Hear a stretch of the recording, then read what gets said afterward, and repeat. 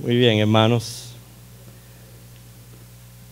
Vamos a tratar de entonces concentrar nuestras mentes y ahora en el estudio de la palabra de Dios.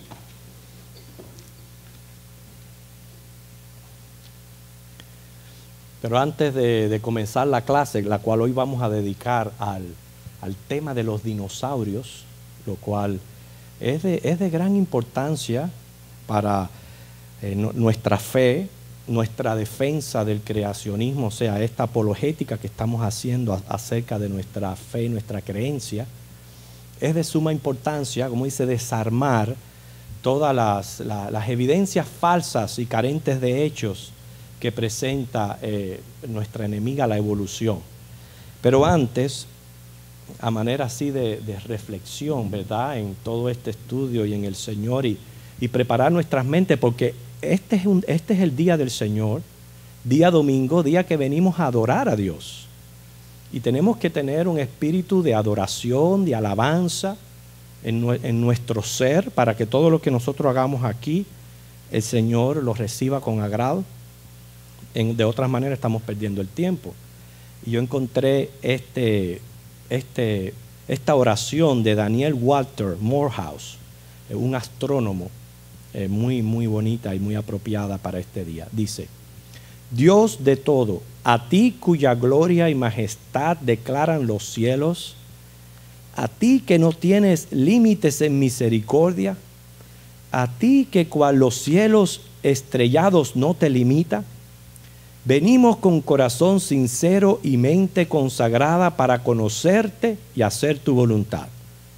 Queremos ser transformados de la realidad del pecado y del egoísmo a la sublime experiencia de la comunión con el infinito. Queremos renunciar a los pensamientos mundanos en favor de las visiones celestiales.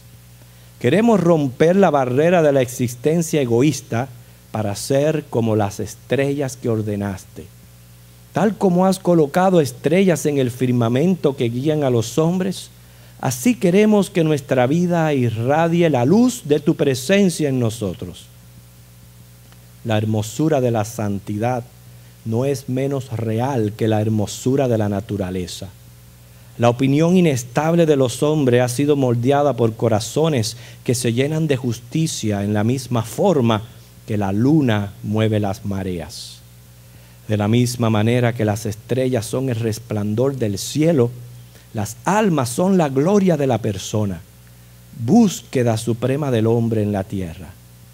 Que nuestra constante oración sea elegir tu paz serena desde la distancia, rendirlo todo y ser una estrella sobre la tierra. Qué bonitas palabras, ¿verdad?, de este astrónomo. Ok, hermanos, ¿será cierto que los dinosaurios habitaron la tierra hace 2.300 millones de años atrás y que hubo una extinción masiva de estas criaturas? ¿Será verdad? Bueno, quiero decirle, los restos fósiles presentan evidencia de la existencia de estas criaturas. No lo podemos negar. Ahora, como creacionistas, nosotros entendemos que estos reptiles son parte de lo que Dios creó en el sexto día de la creación. Vamos a buscar Génesis capítulo 1, versículo 24 al 25.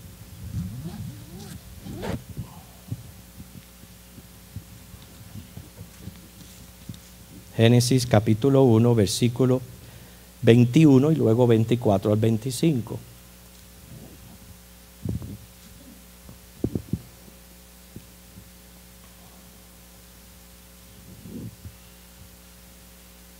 Hermano Eladio, ¿quiere leer versículo 21?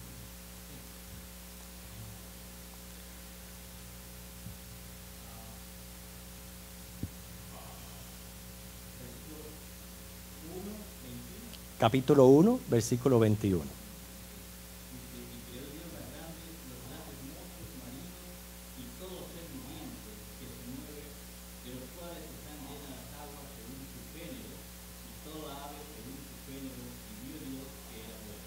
Miriam, ¿quieres leer el 24?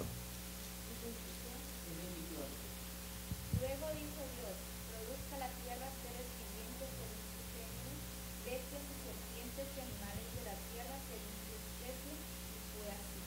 Giovanni, ¿quieres leer el 25?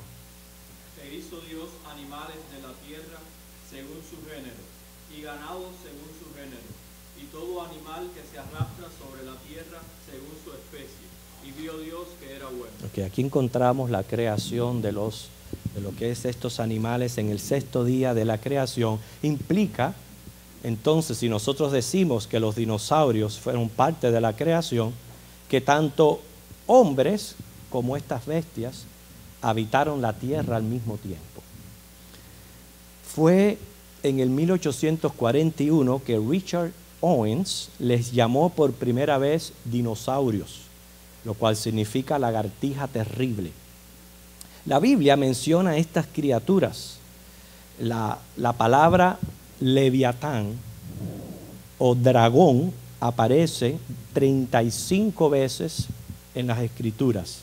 Ejemplo, solo en Apocalipsis se menciona 12 veces, en los capítulos 12, 13, 16 y el 20. En hebreo, la palabra que se usa para identificar estos animales es Tan-Nijin, que quiere decir gran monstruo marino, lo cual fue lo que acabamos de leer en Génesis, donde dice que Dios creó los grandes monstruos marinos. Esta palabra se encuentra en el Salmo 148:7, si usted lo quiere tener como referencia. Ahí se encuentra esta referencia a esta palabra en hebreo Tan-Nijin, que quiere decir gran monstruo marino. Eso es en el hebreo. En el griego usan dracón, que significa también monstruo marino o serpiente grande. En todos los casos está hablando de estos reptiles. En el libro de Job se mencionan dos de esta especie. Menciona el Behemoth y también el Leviatán. Usted lo puede leer en su casa, el capítulo 40 de Job, en los versículos del 15 al 24. Ahí se encuentran las características del Behemoth. Dice, por ejemplo, su fuerza está en sus lomos, su vigor en los músculos de su vientre, su cola mueve como cedro, sus huesos fuertes como bronce, sus miembros como barras de hierro. Y el Leviatán, que significa monstruo marino, que de él habla Job 41, o sea, Job 40 habla del Behemoth, Job 41 del 1 al 34 habla del Leviatán y menciona características como sus dientes espantan, sus vestidos, para referirse a la piel, son escudos fuertes, de su boca sale fuego, de sus narices sale humo, en su cerviz está su fuerza. El Leviatán viene también a ser utilizado como símbolo de los enemigos de Dios. En Isaías 27:1 hay una referencia ahí usando este animal como símbolo de lo que son los enemigos de Dios. ¿Cuántos de ustedes hicieron el trabajo en casa de hallar los significados de los animales? Ay, qué bueno que la hermana lo hizo. No, nadie más, solamente una hermana lo hizo. Bueno, todavía mantienen el papel, así que háganlo en sus casas. La idea del estudio de la semana pasada era buscar el simbolismo que la Biblia le da a ciertos animales, porque inclusive el mismo animal tiene diferentes símbolos en diferentes partes de la Biblia, ¿verdad, mi hermana? Ajá, dígame, háblame.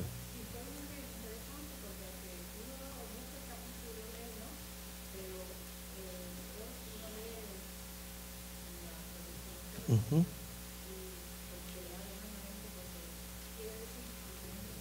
Claro, exactamente. Por ejemplo, el águila tiene diferentes. Por ejemplo, ¿usted lo hizo, hermano, también? Tuve que darle papel a la señora que me visita. Ajá. Porque ella fue llenando, leía muchas cosas que no necesito que explicar en la Biblia, cómo qué significaba en la Biblia que Dios representaba. Entonces usted le ayudó. Mira qué bien, qué bueno. ¿Se recuerdan ustedes, los que lo hicieron, el significado de la ballena de Jonás? ¿Qué simbolismo tiene? ¿Se recuerda?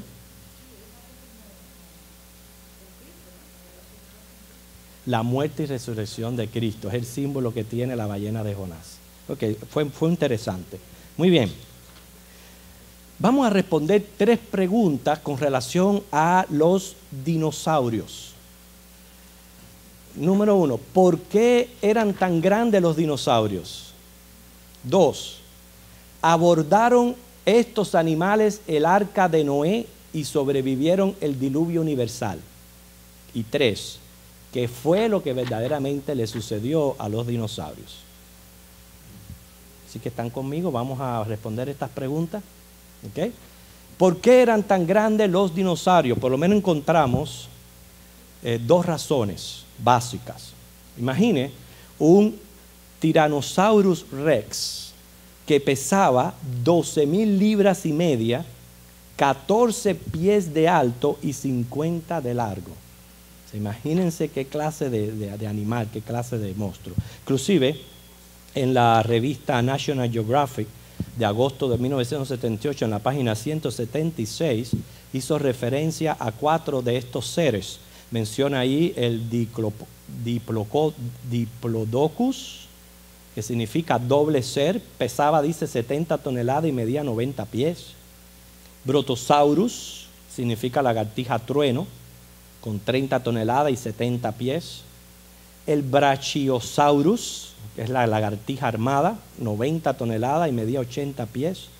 El Supersaurus pesaba 100 toneladas. ¿Por qué eran tan grandes los dinosaurios? Las 2 razones básicas son: la vida en el principio, cuando Dios creó el cielo los cielos y la tierra, era hasta 14 veces más larga, tanto para los hombres como para los animales. ¿Por qué razón? Ahí Génesis 2:46 menciona un efecto invernadero que Dios mantenía en la tierra, lo cual tenía un balance perfecto en todo lo que es la atmósfera que rodeaba el planeta Tierra, y debido a eso la vida era 13 a 14 veces más larga. Otra razón, aparte de esto, según Génesis, versículos del 29 al 30, yo les doy todas estas referencias porque después usted lo puede buscar en su casa, tanto los animales como los hombres eran vegetarianos. O sea, Dios les ordenó que comieran de toda semilla y de todo fruto de las plantas, no solamente al hombre, sino también a los animales. Imagínense cómo la longevidad de la vida, que Matusalén, que es el hombre que mantiene, pudiéramos decir, el récord Gini de haber vivido más años sobre la tierra, vivió 969 años. ¿Cuánto a ustedes les gustaría vivir esa edad? No con las calamidades de hoy, ¿verdad? No con las calamidades de hoy. Porque ya para el tiempo de los salmistas, estamos hablando que la edad promedio había bajado ya a 70, y dicen que los más robustos llegan a 80. Dice la Biblia, eso lo dice el Salmo 90:10. La edad promedio del hombre es 70, los más robustos llegan a 80, ese es el promedio. Así que la razón de la longanimidad era porque el ambiente era puro, se nutrían de vegetales, la sangre era más pura. Estamos hablando aquí de menos contaminación ambiental, equivalente a menos enfermedades, menos propagación de las enfermedades. Recuerden que al principio de la creación no estaba tan poblada la tierra, ni de animales ni de hombres. Era más bien el número reducido. El número de los seres fue creciendo según se fueron fructificando, se fueron multiplicando. Así que esa es una de las razones por la cual los dinosaurios eran tan grandes. La segunda, y esto es un dato muy significante, es la naturaleza del reptil. Estos animales crecen de continuo mientras viven. Esa es una naturaleza de ellos nada más, ni del hombre ni del resto de los animales. El reptil crece mientras vive. Si un reptil vive 100 años, está creciendo por los 100 años. Entonces, como ustedes pueden ver, si acabamos de aumentar el nivel de vida 14 veces mayor, entonces están creciendo mientras viven. Por eso es que estos animales llegaron a tener, de por sí ya fueron creados monstruos. Cuando la palabra monstruo habla de algo, una bestia muy grande, de por sí ya Dios los crea grandes. Ahora imagínense, por eso es que en los restos fósiles sí se encuentran rastros de estos animales.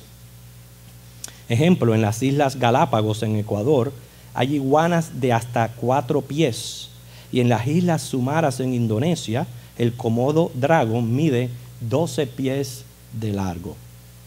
O sea, a pesar del gran tamaño de los reptiles, no representaban ningún tipo de peligro, porque el instinto que hay en los animales, diferente al hombre, es que el animal mata por solo 2 razones: para comer y por autodefensa. El hombre no. Y ahí está involucrado también el pecado, que el hombre tiene a veces algunas otras razones oscuras para quitarle la vida a otra persona. Pero los animales solamente matan para comer o por autodefensa. En aquel tiempo todos eran vegetarianos, no había ningún tipo de guerra ni lucha por la vida. Por eso esta es la razón que estos animales tenían un tamaño tan inmenso. ¿Contestada la primera pregunta? ¿Ok?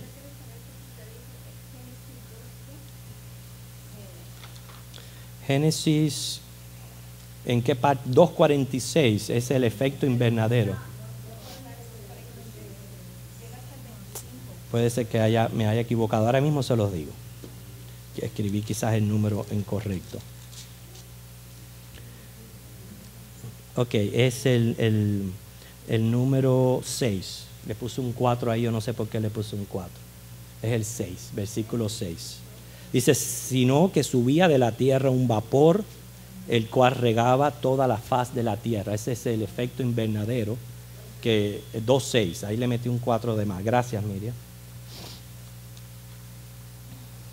La segunda pregunta que queremos responder: ¿abordaron estos dinosaurios el arca de Noé y sobrevivieron el diluvio universal?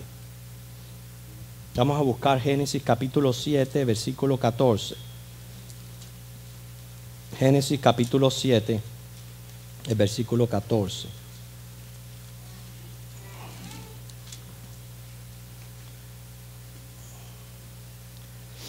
¿Alguien lo lee, por favor?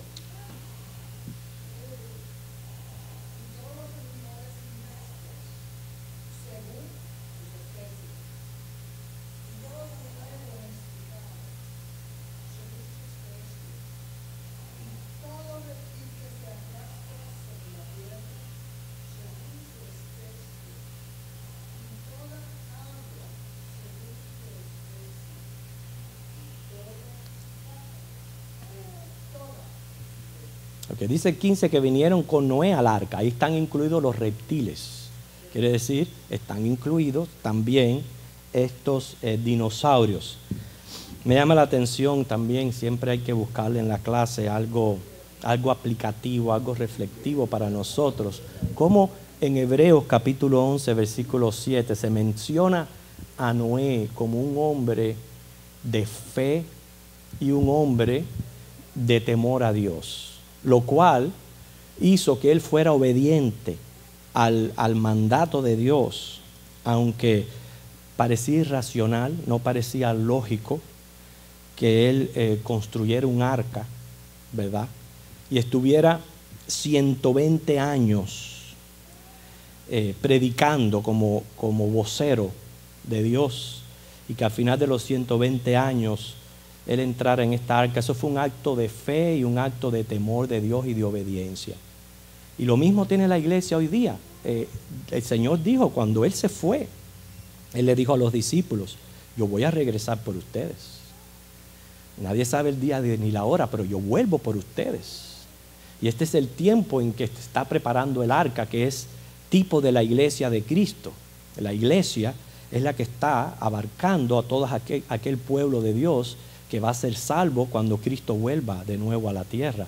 Quiere decir que lo mismo que hizo Noé, tenemos que hacer nosotros, obrar en fe y en temor de Dios y creer lo que la palabra de Dios dice. Yo les digo esto porque usted va a encontrar un sinnúmero de escritos en el internet, aquellos que tratan de persuadir que todo esto del arca de Noé y de los animales y todo eso es absurdo, que eso no tiene lógica, y lo usan para desacreditar el Génesis y obviamente nuestra teoría creacionista. Pero es ahí donde viene a jugar el papel de la fe. ¿Le creemos sí o no lo que Dios dice en su palabra? ¿Creemos sí o no que la palabra de Dios es infalible y que contiene la revelación divina? Eso para mí es importante. ¿Okay? Pero la pregunta, ¿abordaron estos dinosaurios el arca de Noé? Sí, claro que sí. Si eran parte de la creación, y la Biblia dice que los reptiles también entraron al arca. Para responder tenemos que considerar lo siguiente, porque acabamos de decir que estos animales eran inmensos en tamaños. Los versículos 14 y 15 de Génesis 6, ahí hay directrices específicas que Dios le dio a Noé con relación a las medidas que él tenía que utilizar para construir aquella gran arca. Dice: hazte un arca de madera de gofer, harás aposentos en el arca y la calafatearás con brea por dentro y por fuera, y de esta manera la harás de 300 codos de longitud del arca, de 50 codos su anchura y de 30 codos su altura. Que vamos a hablar de la dimensión del arca y ver si cabían sí o no estos dinosaurios. La Biblia habla de 300 codos de largo, 50 codos de ancho y 30 codos de alto. En hebreo se dice para codo, esta medida de distancia, amá, con acento en la A. Dice, significa 2 palmos. 2 palmos. Estamos hablando aquí de 45 centímetros. Que más o menos este tamaño, 45 centímetros o pie y medio. Como estamos en Navidad, yo lo hice con una cinta de Navidad para que puedan verlo mejor desde allá atrás. Esto es un codo, pie y medio, 45 centímetros. ¿Okay? Este más o menos un pie, como ustedes pueden ver, ahí pueden ver la diferencia entre el pie y el codo, casi es un pie y medio. ¿Okay? Entonces vamos a pensar en estos números. Estamos aquí hablando de 450 pies de largo. Ese es el tamaño el largo que tenía el barco, 450 pies. Vamos a hablar en pie porque ya es la medida que mejor nosotros conocemos. 75 pies de ancho y 45 pies de alto. Bastante grande, ¿verdad? Bastante grande. Si lo vamos a multiplicar al cuadrado para encontrar el espacio que tenía aquel barco, y empezamos a multiplicar, por ejemplo, el largo por el ancho, estamos hablando de 37.750 pies. Al multiplicar esos pies por el largo, que son por el alto, que son 45 pies, estamos hablando de 1.698.750 pies. Eso es equivalente prácticamente a 520 vagones de tren de carga. Ese es el equivalente. Así que tenemos el tamaño. Uno dice, no, pero es ilógico que en aquellas condiciones, el total de los pies cuadrados, 1.698.750 pies. Y usted puede tener una idea, según la casa donde usted vive, usted sabe los pies cuadrados. Sí, diga. Es mucho más que eso. Ajá. Porque no es 45 pies de alto, es mucho más de 45 pies, porque era 50 codos de altura. De altura. Y 50 codos ahí tenemos ya Ok, déjeme ver aquí, el ancho y la altura. El 50 era el ancho, 30 la altura. Fíjese la que usted lea bien ahí en el versículo 15. La 50 era la anchura y 30 la altura. Sí. Está bien. Entonces estamos hablando, pero hermano, piense, su casa, más o menos un averaje, vamos a decir que las casas tengan 2.000 pies cuadrados, un averaje, o 1.500, de 1.500 a 2.000 tienen el averaje de pies cuadrados las casas. Estamos hablando casi 1,5 millones, más de 1,5 millones de pies cuadrados. Había suficiente espacio. Los zoólogos dicen que hay 17.500 especies de animales. Significa que entraron al arca más de 35.000. Estamos hablando de 35.000 si los contamos por pareja, pero según la Biblia fueron en parejas los animales impuros y 7 parejas de los animales puros. Estamos hablando que esta cantidad de animales creció, pero al fin y al cabo todo esto lo decimos porque las personas dicen, no, es ilógico que Noé estuviera construyendo este barco con estas dimensiones. Estamos hablando de 120 años de trabajo. Y les quiero hacer la pregunta, ¿de dónde sacamos el número de 120 años que Noé estuvo predicando si el relato no lo dice?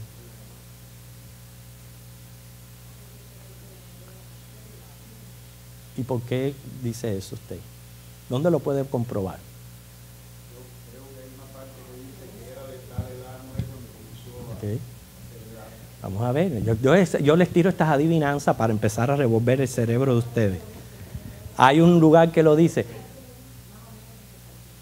Ok, ya se los voy a decir para que adelantar la clase. Okay. Primeramente, el relato no dice que Noé estuvo predicando. En las cartas de Pedro es ahí donde usted encuentra que Noé fue un vocero de Dios. Quiere decir, él estuvo predicando este juicio final, este diluvio, pero el resultado no fue, el resultado fue que solamente él y su familia se salvaron. ¿Okay? ¿Alguien ya lo encontró? No. En Génesis 6.3, ahí mismo en Génesis 6.3 dice. ¿Qué dice? Génesis 6.3.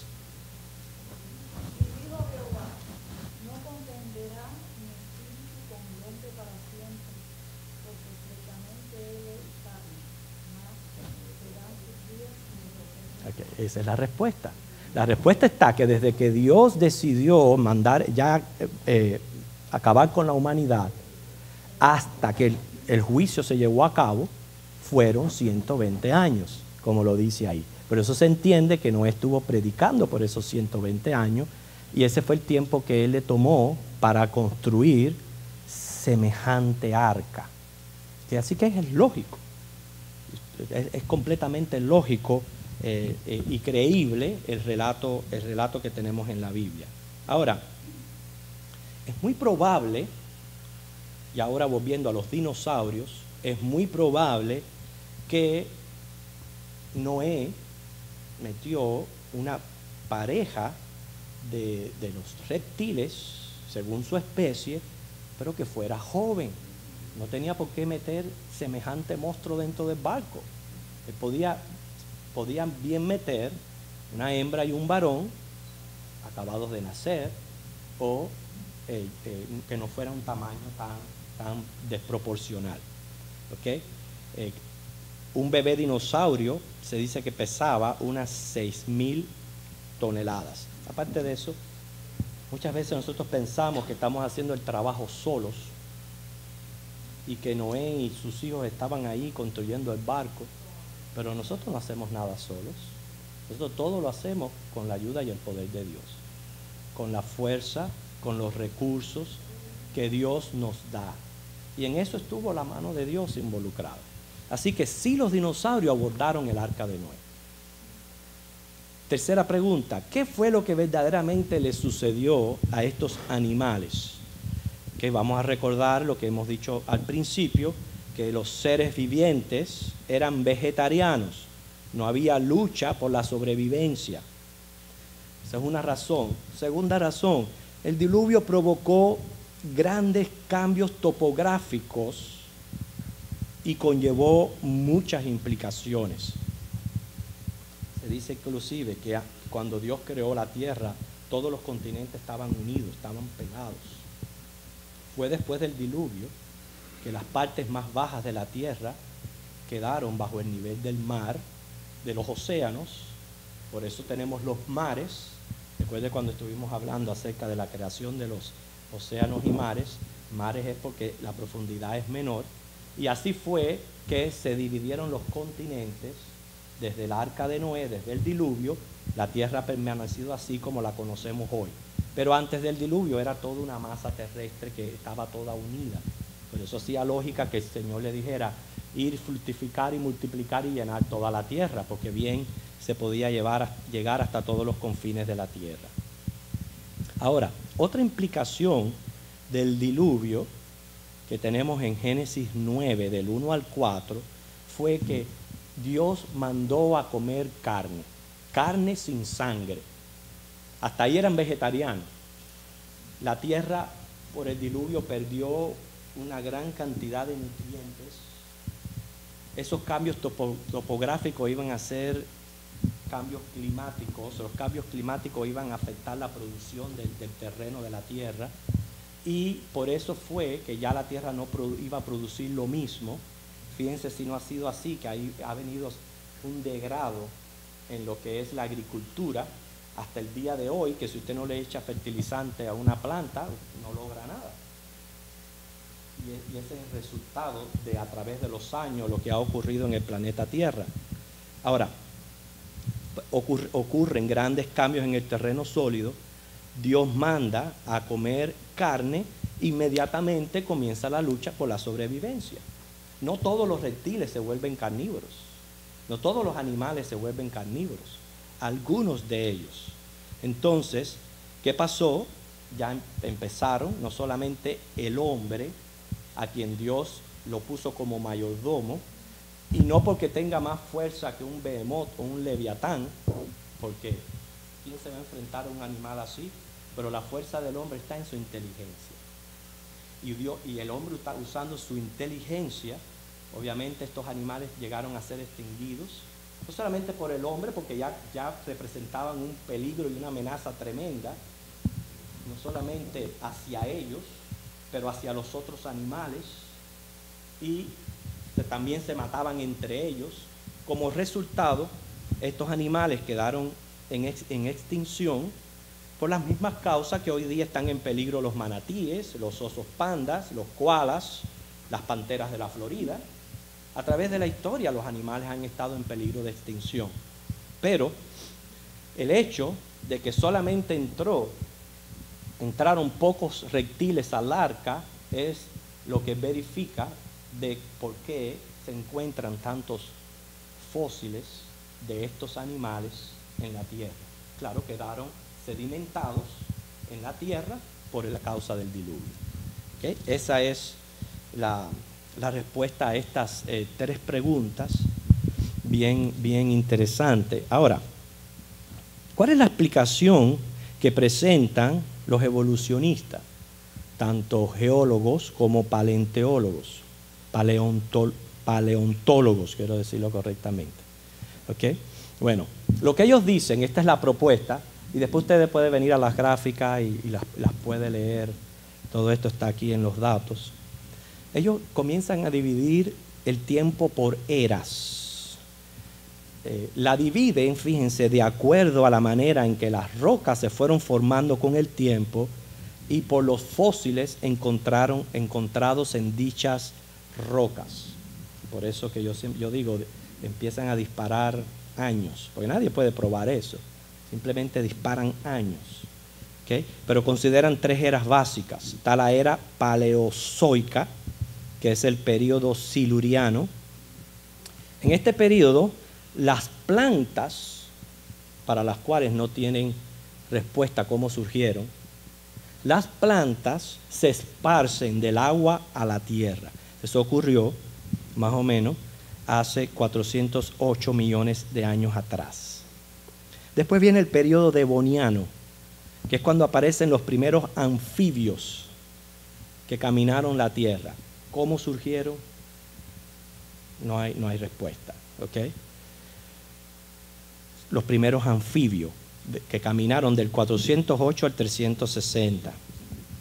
En la clase anterior hablábamos de que precisamente ellos dicen que se pueden utilizar los récords fósiles para probar sus teorías, pero lo que hacen con los récords fósiles es desacreditarse y ayudarnos a nosotros mucho más. Yo dije que si la evolución era correcta, ¿cuál era la evidencia que tenía que aparecer en los récords fósiles? A ver si alguien se recuerda. Conexiones entre los eslabones perdidos que hay entre una especie y otra, Sí. lo que ellos dicen que fue evolucionar, pero ninguno ha aparecido en el caso. ¿Ok? Las transiciones. Transición. Lo que tiene que aparecer, si la evolución es verdad, tiene que aparecer en los récords fósiles muchas modificaciones, pocos eslabones. En otras palabras, si un pez se convierte en anfibio y cada mínimo cambio, se recuerdan que les puse el ejemplo de los dibujos animados, cómo los artistas tienen que pintar la mínima diferencia para que cuando corran las páginas puedan proyectar una velocidad y logren movimiento. Use la misma idea para la evolución. Cualquier mínimo cambio de un animal a otro, okay, requiere una modificación y una adaptación. Okay. Tienen que haber muchas para que de un pez haga un anfibio. ¿Dónde están esas modificaciones? No aparece. Si vas a los récords fósiles, lo que tú encuentras es la veracidad del creacionismo. Pocas modificaciones, pocos eslabones. Quiere decir, criaturas tal como las encontramos hoy día caminando por el planeta Tierra. Eso es lo que hay en los récords fósiles. Decía que nunca usted va a encontrar una rana con escamas. Es que no la han encontrado. Y decía yo, no puede ser casualidad que de todas estas eras y estos cambios que ellos proponen, absolutamente todos los eslabones estén perdidos. Todos. Siempre decía, aparece el abuelo, aparece el hijo, pero el padre perdido. De todas las especies, de todos los animales que existen. No puede ser casualidad. Entonces ellos proponen que después del periodo devoniano viene el periodo carbonífero, que son muchos anfibios, los primeros reptiles, del 360 al 286. Después viene el periodo permián, que aparecen los reptiles mamíferos, del 286 al 250. Cuando hablo de estos números es millones de años atrás. Y esa fue la primera era que ellos proponen. Segundo, la era mesozoica. Primer periodo, el Triásico. Dice, muchos reptiles, los primeros dinosaurios. Están hablando del 250, 206 años atrás. Le sigue el periodo Jurásico. Son los dinosaurios cuando alcanzan los grandes tamaños, 206 al 144. Periodo Cretáceo. Viene la extinción masiva de los dinosaurios del 144 al 65. ¿Qué fue lo que provocó esta extinción? Dicen, posiblemente un choque con asteroide, un gran cambio geológico. El caso es que no coincide con la teoría de la evolución, porque si hay una extinción masiva sería como si volviera a empezar todo de nuevo. Entonces no hay suficientes años como para que se produzcan de nuevo todas las modificaciones y todas las variaciones. ¿Y cómo es posible que en la era cenozoica, en el periodo terciario, aparecen súbitamente los mamíferos y las aves? ¿De dónde? ¿Cómo y por qué? Entienden que no hay evidencia probable para la evolución. Esto que yo le estoy diciendo es importante, porque si nosotros vamos a decir yo soy creacionista por los hechos que son comprobados por todas las ramas de la ciencia, implica que hay un creador, que me debo al creador, que tengo que buscar mi propósito con el creador y le debo obediencia al creador, porque soy una criatura. Entonces eso cambia la perspectiva de la vida. Ya yo no vivo por vivir, Ahora el sentido de mi vida tiene que ser procurar a mi Creador.